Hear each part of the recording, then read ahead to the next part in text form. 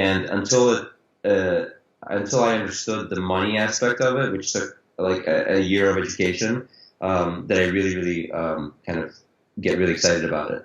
What And I'm curious, what was the tricky part of the money aspect of it that took you a while to really I, get?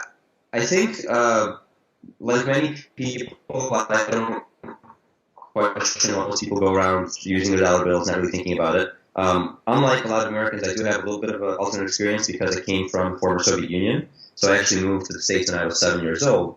And in the former Soviet Union, we had a highly centrally controlled economy where the government was setting the prices for everything. Well, I'm sorry about that. Okay. We had a tightly controlled central economy. We had the government essentially abusing the printing press. The ruble was devalued by factors of 100 and 1,000 many times over. And the other interesting thing about that is that when we left the Soviet Union, we were not able to keep our money. It was illegal to own U.S. dollars. It was legal to own foreign currency. It was considered speculation, and speculation was illegal. So you were forced into using this government currency, which was constantly devalued and couldn't buy you anything. So when we left the government, that actually allowed us worth of currency per person. We exchanged the rubles for the U.S. dollars, and that's what we left the country with, $400 in our pocket because there's four of us in the family.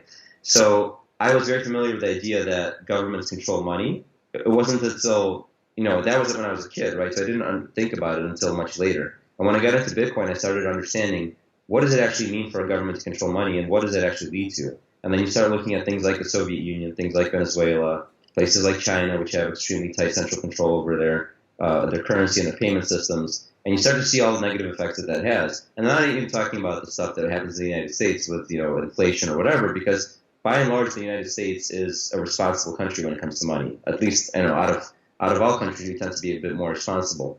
That's not to say that our system is perfect, but having that background and finally looking at Bitcoin, that's what triggered it for me. I started understanding, okay, there are actually problems with the financial system. There are actually problems with the way that we consider money because most people don't give it a second thought. When they go to the grocery store, they just, they use their dollars and they work, right? So most people don't think about it. But if you come from a broken economy, it's a bit more obvious once you start looking at Bitcoin and you see, hey, this is a thing that if we had it in Russia, if we had it in the former Soviet Union, we would have had this like stash of wealth we could have taken with us and we could have carried it in our heads, So that's where it kind of clicked for me.